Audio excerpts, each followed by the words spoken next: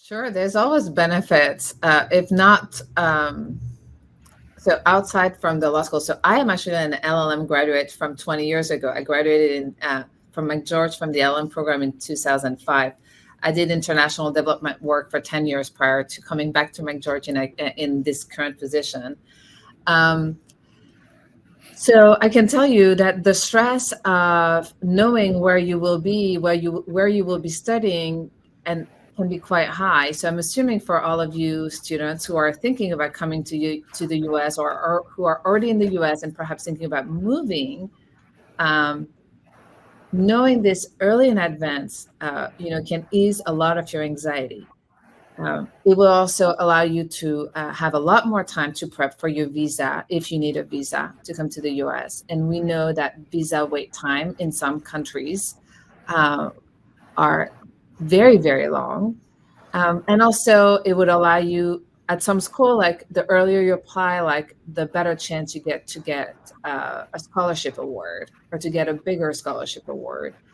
And third, I would say if you want to live on campus, for those schools who have on-campus housing, we have on-campus housing. As you can imagine, it is like everybody wants to live on campus because our on-campus housing are apartments, and it is very nicely located.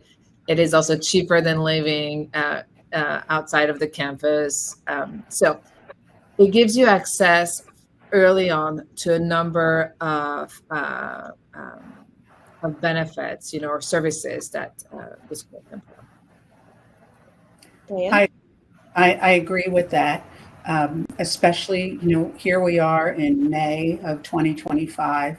So our schools, as well as many others, are filling up incoming student housing right now. So there may still be housing left later in the summer and all that, but you want to have that information in. You also might run into some kind of roadblocks sometimes with your application. For example, you realize that you want to submit another letter of recommendation or some other kind of information. It gives you time to do it.